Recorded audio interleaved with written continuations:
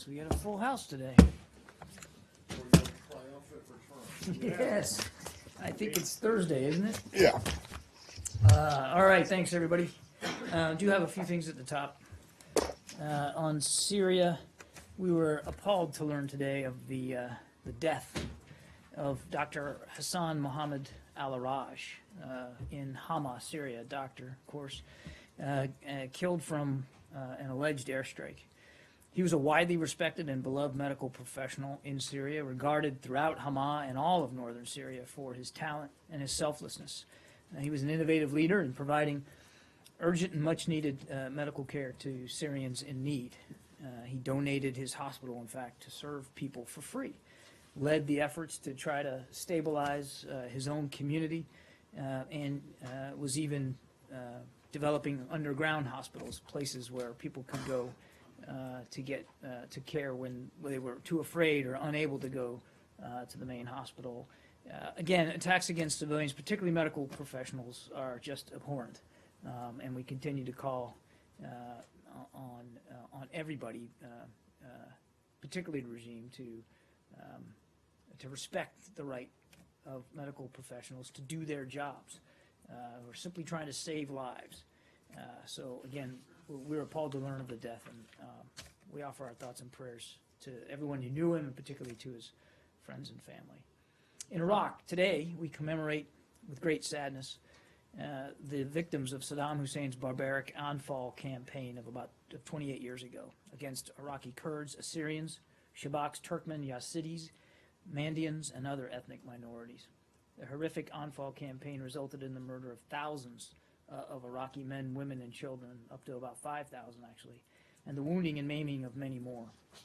The United States joins others across Iraq and around the world in remembering the victims of this brutal campaign of violence. We reaffirm, of course, our commitment to stand with all Iraqis, including those in the Kurdistan region, as they work today to defeat Daesh and to ensure a secure, democratic, and economically prosperous future for Iraq. A piece of good news: the United States is pleased to announce today an initial contribution of nearly $421 million of humanitarian assistance toward the 2016 global appeal of the Office of the United Nations High Commissioner for Refugees, otherwise known as UNHCR, bringing the total U.S. government contribution to UNHCR to nearly $698 million to date in just fiscal year 2016. Through our continuing work with UNHCR, this funding will provide life-saving food, water, shelter, and health care to millions of refugees in nations across the world. This funding, through the Department of State's Bureau of Population, Refugees, and Migration, will support UNHCR efforts worldwide. It's a global commitment. Following this, we'd also highlight that the Organization for Economic Cooperation and Development, OECD, as you know it, has released their preliminary 2015 official development assistance estimates, and the data shows that the United States continued to be the world's largest provider of development assistance, with $31.1 billion in net assistance last year. And of course, we remain committed to supporting sustainable development around the world through a combination of official development assistance, private sector investment, and domestic resource mobilization efforts. And then just a quick note or two on the Secretary's activities today. I know you probably are all tracking this in the schedule, but I do want to just highlight again that he delivered keynote remarks today at the World Bank in the first high-level event of the Department of State's Global Connect initiative. The Department of State and the World Bank Group brought together ministers, multilateral development bank leaders, and representatives from the technology industry and non-governmental organizations to discuss Global Connect and its goal of bringing 1.5 billion new internet users online by 2020. And we hope Matt will join us in that effort, actually to get online and participate in the online. That would be great. I mean, it'd be nice to see you out there, Matt. Later today in Miami, of course, the Secretary is going to participate. Can I go to Miami? You could have. He's going to be participating in a roundtable discussion with local Cuban-American business leaders. He'll visit the Miami Passport Agency and thank the employees down there for the very important work that they do every single day. And he will be delivering remarks to students at Miami-Dade Honors College. So, with that... Thanks. Let's start with Syria, and I'll start with your opening thing. you said that the doctor was killed from an alleged airstrike. Yeah. Is that what you don't We know? don't have perfect knowledge about his killing, but we have reason to believe that it was an airstrike. And initial indications are that he was struck in his vehicle driving down a road, sort of remote. So it has all the hallmarks of being targeted specifically against him. All right, And that's why I chose to mention it specifically today. right. But then you went on to say that attacks on medical professionals are just abhorrent. They're only trying. Does that sentiment apply no matter who is responsible for the attack? In other words, does that same sentiment from the State Department apply when the United States hits a hospital? If it's deliberate and targeted, it certainly applies to everybody. And if you're referring to what happened in Kunduz, I mean, the military's already investigated this and found errors that were made, but it wasn't, it wasn't deliberately. So you think so in this you think that this doctor was deliberately targeted because he was a doctor. We have reason to believe that, Matt. Again, can information is still coming in on this, but I wouldn't have mentioned it. I wouldn't have felt to mention it if I didn't. If we didn't have indications that he was deliberately targeted because he was a doctor providing health care to innocent Syrians. Can you be more explicit about what those indications are that he I'm afraid not.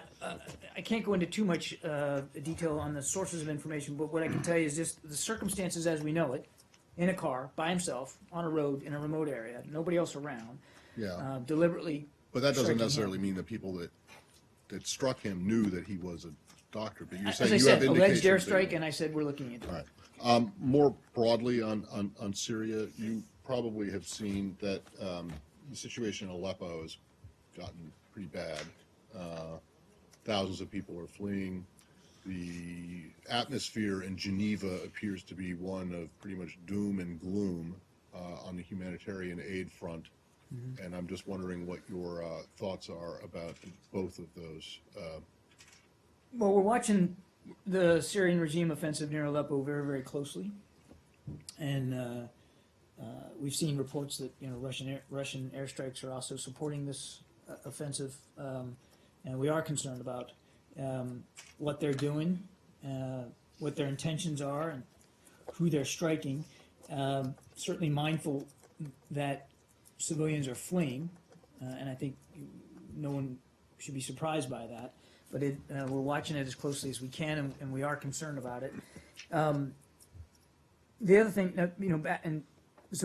back to Geneva.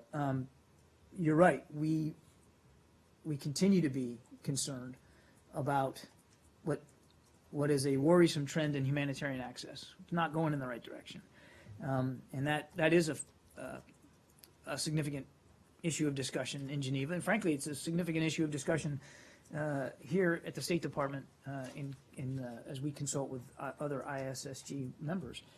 We continue to urge the regime to allow unfettered and sustained humanitarian access, which it hasn't been doing, and we're continuing to press that case with our with Russian counterparts because they have influence over the Assad regime to try to help affect that. So we are pressing our case with them as well. So do you regard that as a violation of the spirit, if not the letter, of the cessation of hostilities? I mean, that was humanitarian aid was part of the whole project. Yeah, sure. I mean, I think it's fair to say it's the constant, continued withholding or impeding by the regime of humanitarian access is in fact violating both the intent and the spirit of the agreement. And do you regard the government's attacks in Aleppo as violations?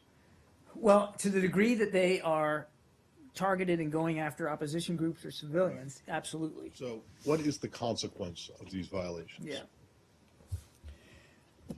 Well, the bigger consequence is we get no closer to a peaceful solution to a civil war. And I know that's not the answer you want, but we're going to continue to collect information and the data on violations of the cessation. And there are continued violations of the cessation that aren't just happening in Aleppo. They're happening elsewhere in Syria.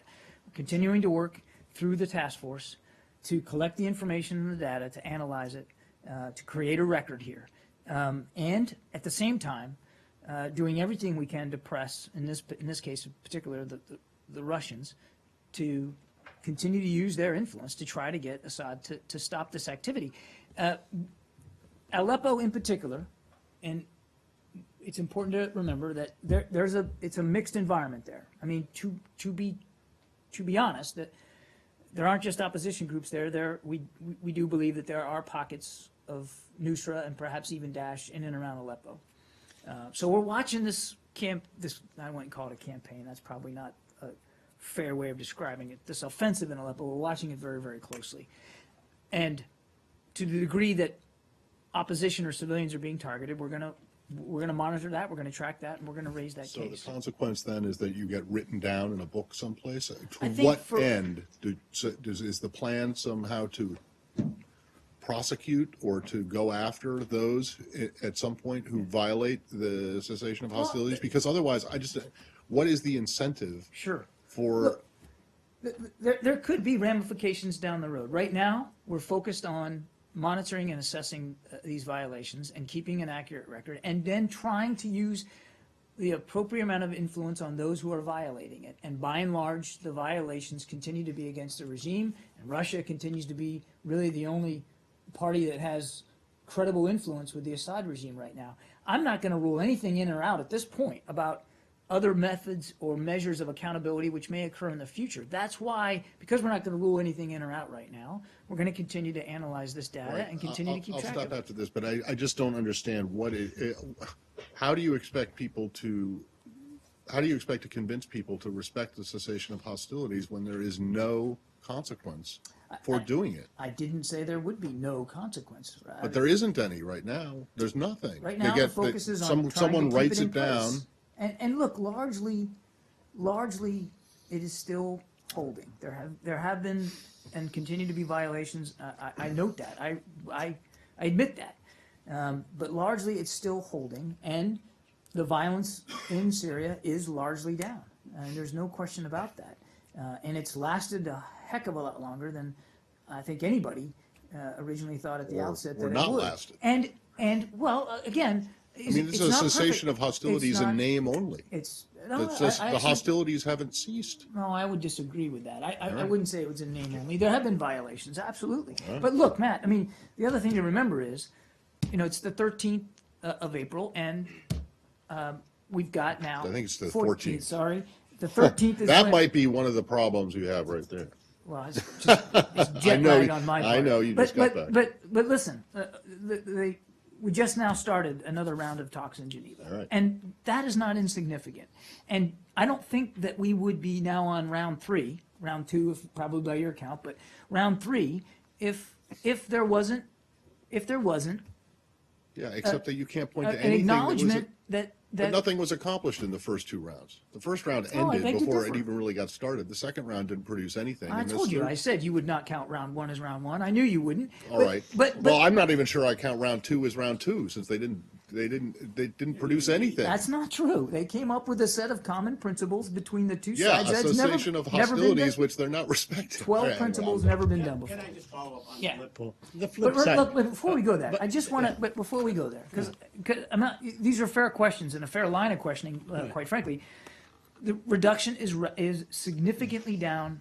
Reduction of organized violence significantly down in Syria. Many Syrians are living better lives now. I'm not saying perfect lives, but living better lives now because of the cessation of hostilities. It's been a worthy effort. That it has not been 100% in execution, we freely admit, and has been that since almost the very beginning. But it has dramatically reduced the violence in Syria, and that's noteworthy. And it has permitted the breathing space for there to be yet another round of political talks that are now getting underway in Geneva. And again, that's significant. I wanted to ask you the flip side of that. Why is the regime, in its effort, in this offensive, in its effort to bring Aleppo under its control, is a hindrance to the talks? Why is it a hindrance to the talks?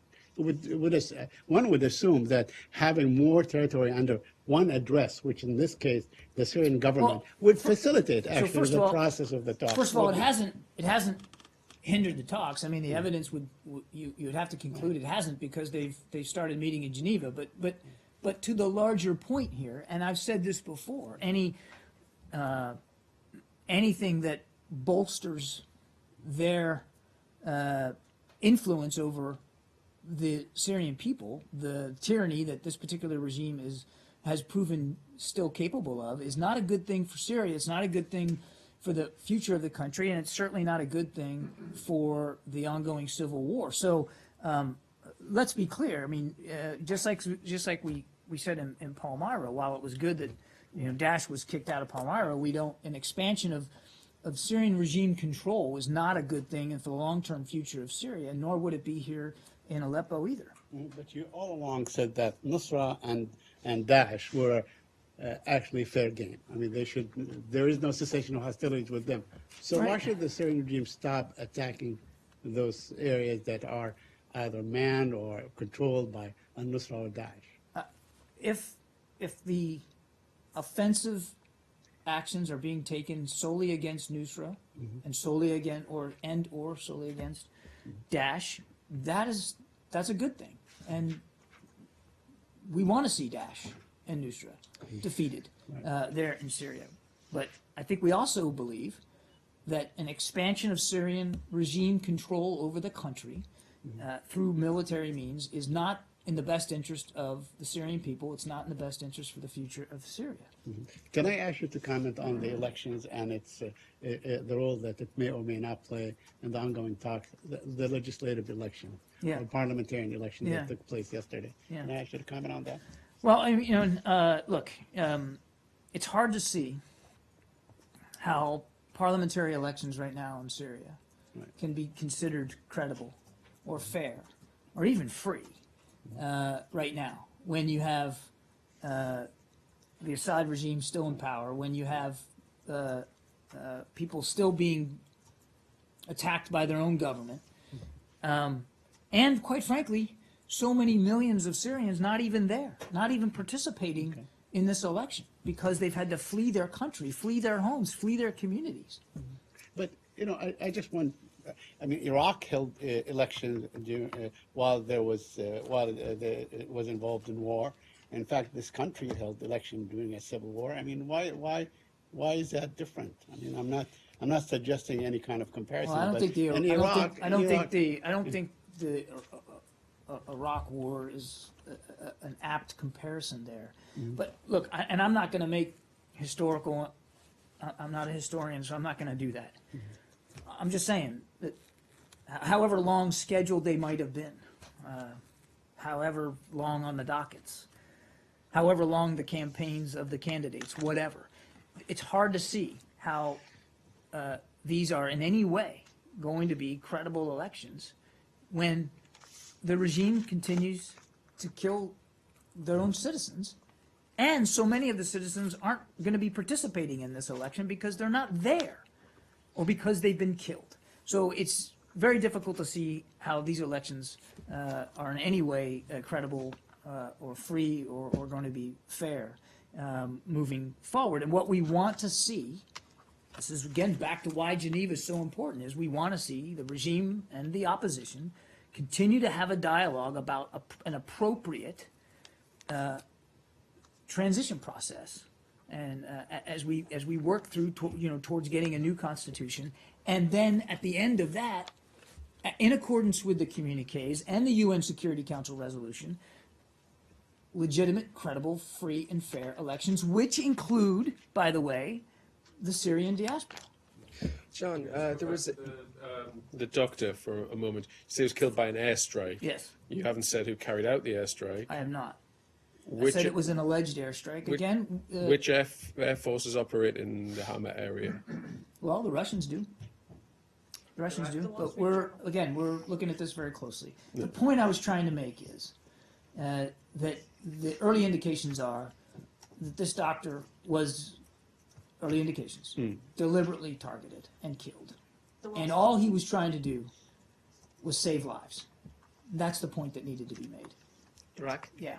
Syria, one more on Syria, please. Go ahead. Thank you.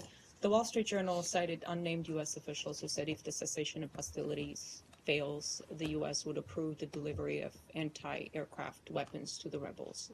Is that the plan? I'm not going to speak to the veracity of unnamed sources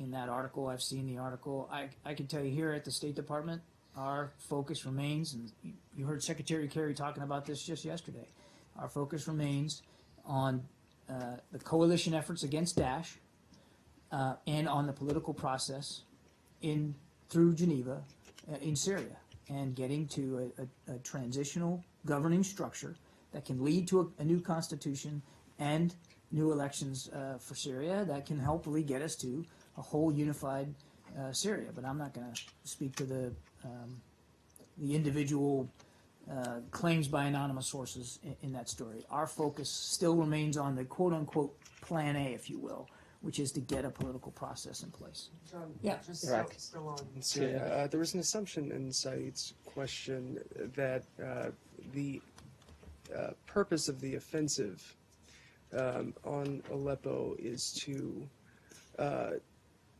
take control of the city, and you seem to accept that assumption. I just want to make sure is that your I assessment? think it's hard to assume or to conclude anything differently when you have a military offensive on an entire city like Aleppo. It's difficult to come to any other kind of conclusion that they are, in fact, the regime is trying to retake the city. So even more than an individual skirmish or an individual battle, is that not the greatest violation of the ceasefire of them all? Because in the cessation of hostilities, it's quite clear that taking over territory from other signatories of the cessation is a big violation. If the offensive is about visiting violence on opposition to the regime and or innocent civilians, then absolutely it is. We call a spade, it is. Or taking But- territory but- from other signatories of the cessation. The cessation of hostilities is about violence against, strikes against opposition in civilians. It doesn't say anything specific about territory. And when we talked about Palmyra a week or so ago, I said, look, kicking Daesh out of Palmyra was a good thing. We didn't call that a cessation of the hostilities. It's really about who the violence is directed against. And so we're watching this closely. In my answer to Matt, I said this is unfolding, and we're watching it very, very closely. We'll see where it goes. And just lastly on Aleppo, given the stakes of the Syrian regime succeeding in this offensive, is there any? Does the U.S. have any plans whatsoever?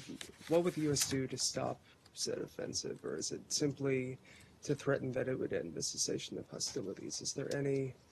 What is the U.S. willing to If you're do to asking, stop if you're asking a hypothetical question about sort of military action that the U.S. or coalition would take, I don't It's not foresee hypothetical if you see that. I mean, the offensive is underway, as you We, say. as I it's said, not- so yeah. look, we have a cessation in place. There are expectations, there are commitments made in the cessation for the use of violence by all sides. And the only use of violence that is approved under the cessation, which has been signed on now by the nations of the ISSG, and those who have, and many of those nations have influence over the parties, that those commitments are that the only people who are legitimate targets of strikes are terrorists, and the terrorists acknowledged by the UN, and in this particular case we're talking about Nusra and Daesh.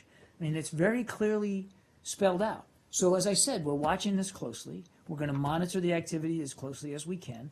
We have seen reports of what we believe to be violations of the cessation as they continue to move on Aleppo, and including reports that Russian airstrikes have been supporting it, and therefore could be in violation. And we're going to keep monitoring that. We're going to keep collecting that data and that information, and we will continue to urge, in this case, in particular, Russia, to not only abide by its commitments, but to continue to use its influence over the Assad regime. Thank you, John. So today, as you noted in the beginning of your remark, is the 28th anniversary of the Anfal genocide. And on this day, Deputy Prime Minister of Kurdistan, Talabani, here in Washington's Wilson Center, he gave a very passionate plea to the United States and the international community to bail Kurdistan out. Because he said the greatest threat facing the Kurdistan region is not posed by ISIS today, it is posed by their current economic situation. Do you share the same degree of concern? We certainly share the concern and the sense of urgency over the presence of Daesh in Iraq. And as you know, the Secretary was in Iraq not long ago, and he met with Kurdish leaders. As for the economic issues, we're very mindful of the economic concerns there in Iraq, not just in the Kurdistan region. And we're going to continue to evaluate ways in which we can alleviate and assist in that. I don't have anything specific to announce to you today or to answer this call, but we're not unmindful of the economic challenges there in Iraq. And as the Secretary conveyed in all of his meetings there in Baghdad, that we're going to continue to look for ways to try to help. Okay? They have met some officials here at this building, I believe, according to their media, their tweets and the media, local media. Last time they were here, you said the same thing. You said you were assessing whether the ways you could help. Should they go back this time more optimistic than last time they were here? They can certainly, that it would be our hope that they leave understanding well and deeply, as the Secretary made clear when he was in Baghdad, the United States' commitment to assisting them as they continue to press the fight against Daesh and as they continue to confront serious economic challenges. We've been nothing but consistent about our willingness to continue to help and support. I just don't have anything specific with respect to the economic issues to speak to today. One last question. I've asked you this question before about the Then you'll impact. probably get the same answer. Yeah, but actually he seems to suggest that there have been some impacts of this economic situation recently on the front lines against ISIS, on the Peshmerga. And the Minister of Interior, who's accompanying him, he said there has been 1% deserters among the Peshmerga ranks, which is already, probably not a big number for now, but it could increase if they're not paid for a few more months. Well, I haven't seen that specific report, and I can't speak to the veracity of the 1%, the defection rate. You'd have to, I'd refer you to Kurdish authorities on that. But again, I'll just go back to what I said before. We're mindful of the economic challenges, and we're continuing to evaluate the best path forward here.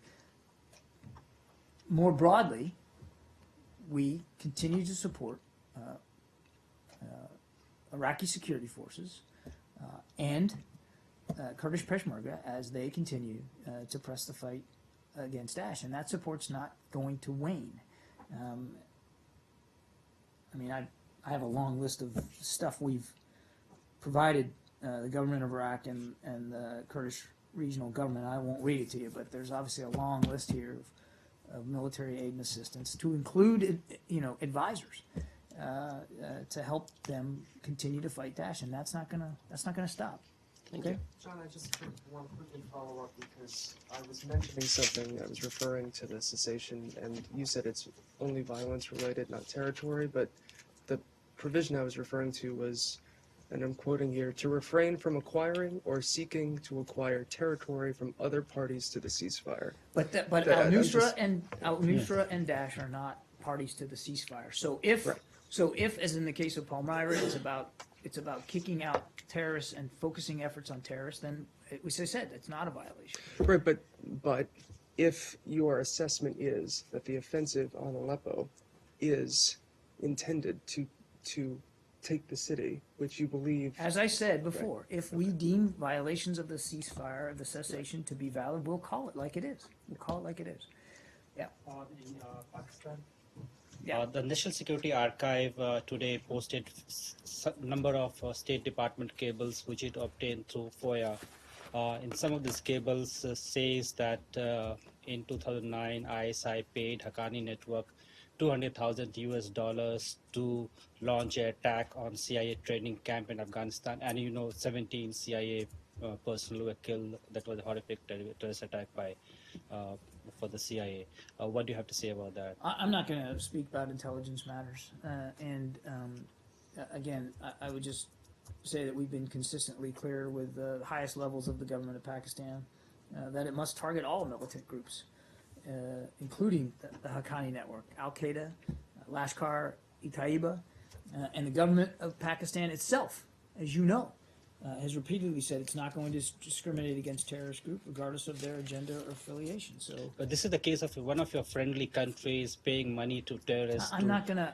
kill your personal. I understand the question. I'm not going to speak to intelligence matters or leaked documents. Have you seen, that's not leaked, they're not leaked, but I'm also not sure that they're State Department documents. Yeah, as Can far you- as I know, they are not Department of State cables. Have you seen the documents in question? No.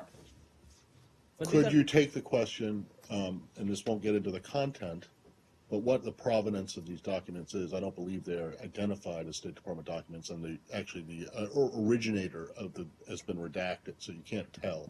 Certainly, at some point, some of them were sent to people at the State Department, but the question is where they actually came from.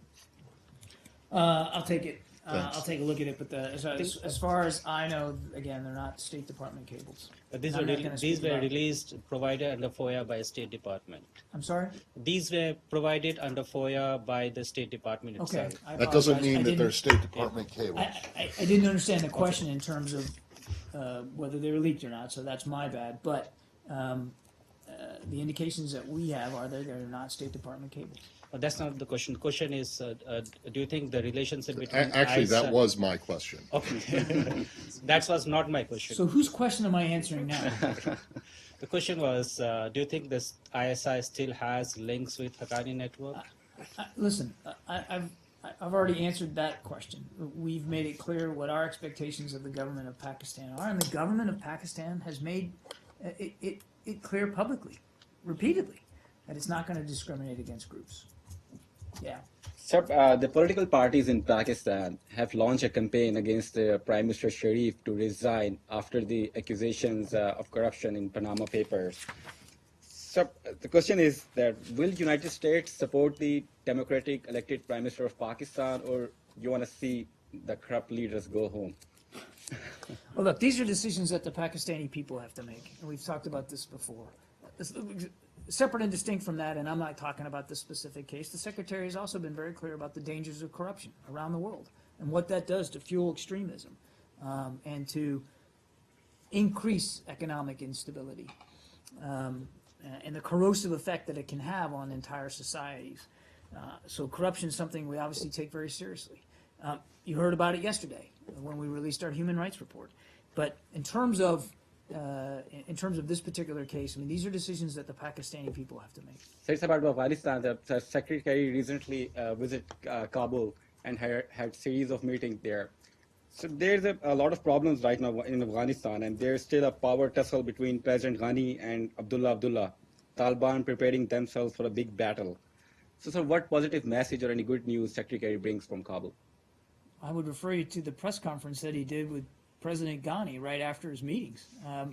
There's a transcript on our website. You can go read it for yourself. Yeah, I've seen that. But he expressed our support for the political reforms that President Ghani and Chief Executive Officer Abdullah are trying to put in place, and to encourage them to continue to work together to enact those reforms and to move the country forward. But it's all laid out there in his transcript. So, but Taliban are not yet ready for the peace talks until the pullout of all Western forces.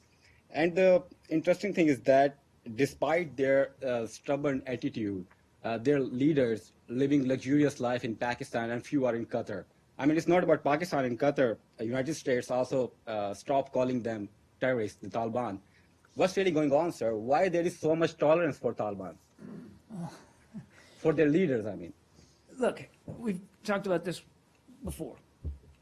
What we want to see is an Afghan-led reconciliation process. And to the degree that the Taliban is willing to participate in that process and move towards a better future in Afghanistan, to renounce terrorism, to support the Afghan constitution, including the role of women and minorities, that's the goal here. And again, one of the things that the Secretary made clear when we were in Kabul is that we continue to support that process. And we'd like to see that process resumed and actually get some traction.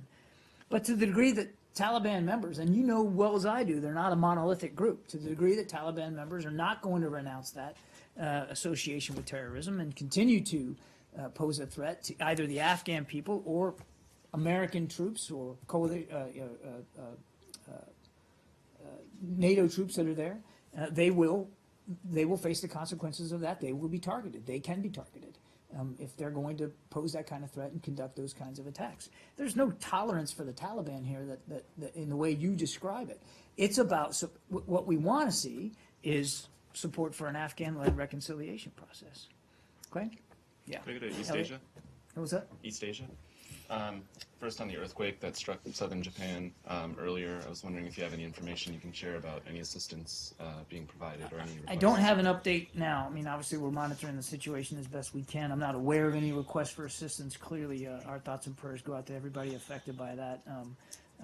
And, you know, the offer's always open for assistance and help in whatever way might be considered appropriate and welcomed by the government. But I don't have anything to update you on. And then on just on a different topic in the region, in North Korea, there's a lot of speculation that a missile launch or another nuclear test is imminent for Kim Il-sung's birthday tomorrow. The South Korean government says that they're watching it closely. How concerned are you about this? We're always concerned about the potential for provocative behavior out of the North. We've seen these reports. We're watching it closely. I can't predict one way or the other. And this is a regime, as you well know, that's difficult to predict. They do tend to conduct these kinds of activities, whether they're tests or launches. They have in the past done this around significant dates on the calendar, but again, I don't have anything specific, and I wouldn't talk about intelligence matters in the main. I will just say again, and it bears repeating, and regrettably we repeat it all too often, that these kinds of activities do nothing to improve the security situation on the peninsula, and serve as stark reminders of how important it is for us to stay, and we will stay committed to our alliance commitments to South Korea. John? Yeah. Sending him birthday greeting? What is the U.S. reaction to Egypt returning 2 islands in the Red Sea to Saudi Arabia? This is a matter, quite frankly, between Saudi Arabia and Egypt, and I'm going to let those two governments speak to that. Did Egypt consult with Washington about this? I'm gonna refer you to the governments of Egypt and Saudi Arabia on this. This is a bilateral issue that they should speak to. Russia? I've already talked to you. Has Secretary Kerry been in touch with his Russian counterpart since the incident in the Baltic Sea? Or has anyone from this building been engaged in diplomatic conversations? What I can tell you, I'll tell you a couple of things. The Secretary was alarmed at looking at seeing the imagery and the reports of these overflights, these passes on the USS Donald Cook, and he found it unprofessional, needlessly provocative, and indeed dangerous. And I can tell you that he will raise it directly with Foreign Minister Lavrov. Yeah. There was a Senate Armed Services Committee hearing yesterday, and Brian McKeon, Principal Deputy Undersecretary of Defense for Policy, submitted a statement to the committee that said, quote, Russia is making significant investments in cruise missiles, including a cruise missile that violates the Intermediate Range Nuclear Forces Treaty. In light of Russia's INF treaty violation and overall aggressive behavior, we are developing and implementing a strategy to address Russian military actions that includes modifying and expanding air defense systems to deny Russia offensive capabilities, placing an increased emphasis on working with allies and partners to improve our collective capability to counter complex cruise missile threats. End of quote. The administration had long claimed that the missile defense system in Europe was not against Russia. Is it now going to be made to counter Russia? The air defense system in Europe, and I commented this on a little bit on this last night, is defensive in nature, and it's not aimed at Russia, not targeted at Russia. You can't target a defensive system at anybody. And as for the systems and the initiatives that the Pentagon spoke to in that hearing, I would point you to them. Would that? But is it a policy shift? Is that system is it going to be modified I'd point you to the Pentagon to speak counter to Russia? Mr. McKean's comments. I think you should talk to the Pentagon about that testimony. What I'm telling you is the missile defense system in Europe that we have long talked about and offered to not only share information about with Russian officials, but cooperate with them on, which, as I said last night, regrettably they have declined those offers. It is defensive in nature. It is not targeted at Russia. It has never been targeted at Russia. That is not the intent. Yeah. Can we change topics? Yeah. To the Palestinian-Israeli issue? Sure. Very quickly, to follow up on the human rights report, of course, it talked about Israel's use of excessive force and alluded to extrajudicial executions and so on. And in that context, could you update us on what happened with the Senator Leahy letter or Senator Leahy letter? Well, so you've seen the human rights report. I'd let Right, the of report course. speak for itself. On Senator Leahy's letter and Right. more broadly Right. the legislation, Right. we follow the law. Right. And we will continue to follow the letter of the Leahy law and do the appropriate vetting. And that's something we remain committed to. And I don't see anything changing in that regard. I don't have a particular update for you based on the You letter. were saying all along that you are in the process of responding. Yeah. Did you respond to the letter? I don't have an update for you on that particular letter. And in that response, or whatever, when it happens, will it include, let's say, whatever it is, whatever language you use to investigate or anything like this, akin to that? Again, I don't have an update for you on the letter, Said. We take our obligations on the law very, very seriously, all around the world, by the way, not just in any one particular country. And as you know, there are legitimate triggers for us reviewing aid and assistance under the Leahy law. We take that very seriously. I don't have an update for you on the letter, and frankly, correspondence with members of Congress is something we do directly and not here from the podium. But believe me, the United States, the State Department, DOD, we follow the letter of the Leahy law and will continue to do that. I just don't have a particular update on this case. A quick follow-up on the Palestinian-Israeli issue. Mahmoud Abbas, the president of the Palestinian Authority, is coming to New York next week, I think, for signing of the climate change protocol, whatever it is. Is anyone expected to meet with him? Any American officials? Will he raise or talk with you guys about the French proposal or about the settlements and so on? So on the schedule, I don't have anything to announce with respect to meetings. So when and if we do, we'll let you know. But I don't have any meetings, at least here from the State Department's perspective, to speak to today. And as for, what may be on President Abbas's mind, that's really up to him to speak to. But I got nothing on the schedule to talk to you right now. On Security Council resolutions, I just want to clarify some. Well, I didn't quite understand where the position was over the past several days. So, might you consider either supporting or failing to veto a resolution on settlement activity in the West Bank? I'm going to be real precise here, so I Okay. don't normally like to read to you guys, but I'm gonna do it in this case. Don't normally like to be precise. Precision can be a dangerous thing too. And in this case, I'm going to be Exactly. precise. Is that okay? Yeah, I mean, I prefer honesty over provision. Not to accuse you of being dishonest, But you can be both. You can be both honest and precise. or more And- likely honest and imprecise. Well, we'll give it a shot. Go I'm going ahead. to be honest and precise today. Good. Okay? Excellent. We understand that there is an early draft that the Palestinians have shared informally in New York. I'm not going to comment on an informal draft resolution. Nothing has been formally introduced or circulated at the Security Council.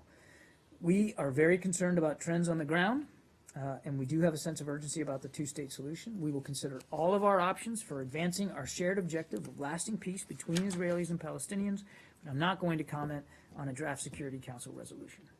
Okay? That's good enough. Can you, what does that mean? We do have a sense of urgency for a two-state solution. This is your cue to be imprecise now. What does that, what does that mean? It means mean- exactly what it says, and what I've been saying from the podium here for months and months and months, that So we- you see a sense of urgency to get to a two-state solution? Sure we do. We very much would like to see a two-state solution realized. Yes. I don't If understand. I don't know what's not to understand We do about we have a sen- sense of urgency. Well, because you're almost, there's only 8 months left in the administration. Well, I that mean, would- I can that- see that you had a sense well, of urgency back in and- 2009. You had a sense of urgency when Secretary Kerry took over in 2012. But I mean, so I guess you could make the argument. So as that time the gets shorter, cases- we shouldn't have a sense of urgency? No, I'm saying, but if you had a real sense of urgency, wouldn't you would have done something already, right? We Or have something that- consistently had a sense of urgency. My point is that are you trying, does that mean when you say you have a sense of urgency about this, that you're gonna try to cram something in that results in a two-state solution by the end of this administration? I'm not going to hypothesize on future actions, and I would, whatever we continue to do or continue to consider, I don't know that I would say it's about cramming. It is about trying to move forward in a productive way towards a two-state solution. And as I said before, we also look to the sides to enact the right kind of leadership to get us there, because ultimately it has to be done by them. But I'm not going to comment on hypothetical solutions. But you're not automatically opposed to a resolution that to a UN Security Council resolution that would call for a two-state solution. What I'm going to leave it where I said before, that we're not going to comment on this informal draft resolution. I'm not asking you to comment on this informal one. I'm saying that if a resolution presented itself that was even-handed, in your view, not one-sided or biased against Israel, it called for an end of settlements, called for an end of incitement, and also called for the creation of two states, would you automatically oppose? Well, without getting into those provisions that you listed out there and making a judgment about that, I'd go back to what I said before, and that's we will consider all of our options for advancing a shared objective of two-state solution. And that would include We'll a consider resolution. all options to advance a two-state solution. When you spoke of urgency, do you mean it's urgent to save the possibility? That the urgency comes from the possibility that two states goes beyond reach? Or No, I mean, urgent to get it started? A sense of moving urgency that way? about the importance of getting to a two-state solution, which has been a consistent point that we've made. But there's a difference between consistency and urgency. What's the difference? Well, if it's always urgent, then it's never more urgent than before. Well, I don't know that I'd agree with that. Sometimes something can be always urgent and consistently urgent, and this is one of those things that we consistently have a sense of urgency about. You are dominating this press conference. Me? Well, Go that's ahead. why What do you want? I come. One more. Well, Ask about foreigner lyrics. well, Ask about what? Foreigner lyrics. well, so- There's a song called Urgent. Maybe you're too young to remember. No, I remember that song. I know. I remember the song. I didn't like it. Yeah, well, the issue is, you establish now that since you'll consider all options, that means you'll consider supporting something or not vetoing something in the UN. There are those within the president's party, certainly, the Secretary of State, that say that simply the venue itself is not the place to impose a solution from without. So that is a departure from. I just want to be clear that you think that because you're considering all of your options, you may consider the UN Security Council to be the venue to I impose from don't. without. I'm not going to elaborate on my answer to you. I think I'd point you back to what I said before. Thank you. Abby? But, let Do me you have just a follow up response on this, just for a second, okay? I mean, seeing how, time after time, you call on the Israelis to refrain from settlement activities, to cease settlement activities, you call them illegal and so on, but in fact, they don't really listen much to what you have to say. So in that case, in that situation, why not have a forum in the United Nations where the world can collectively come up with some sort of a resolution that they all agree on, which the cessation of settlement activities? Why would you oppose to that? Why can't you say that you would support this at the United Nations? Again, I'm going to point you back to my original answer, which made it clear we're not going to comment on a draft resolution that's only been informally presented in New York, and that as I said, we'll consider all of our options to try to get to a two-state solution. So I think I'm just not going to go any further than that, Saeed. I know that's not satisfying for you, but that's really where we are right now. Abby? Do you have a response to a bipartisan call from senators who are saying that the State Department should help to end the abuse by UN peacekeepers by cutting off aid to those countries that won't hold their troops accountable? Can you repeat it again? Sure. There's a bipartisan group of senators who are saying the State Department should help to end the abuse that is being undertaken by UN peacekeepers by cutting off foreign aid to those countries who won't hold their troops accountable. I haven't seen those comments or that call, so I'm really not equipped to specifically address that particular request, if you will. So we'll take that question and try to get you a more specific answer. I just haven't seen it, but I do want to just more broadly speak to the issue of human rights, and we just released a very lengthy, very comprehensive human rights report yesterday. You heard the Secretary, you heard Assistant Secretary Malinowski up here describing the work and the effort that went into it. We take it very, very seriously, and we take the issue of appropriate behavior and conduct by UN peacekeepers very seriously, and we constantly, all the time, in part very much in keeping with the Leahy Law, all the time review the aid and assistance that is provided to foreign militaries, foreign security services in the field. We're always looking at that. So we take it very seriously. It's something we constantly look at and adjust as necessary in keeping with the letter of the law, but also with our own stance and firm principles on human rights. But let me get a more specific answer to this specific call by these senators. I just haven't seen that, so I wouldn't be able to go into more detail on that. Did you have one? Your hand is sort of halfway up. I know, it's sore. It's sore. All right, well then, I guess we'll call it a day then. All right? Thanks, everybody.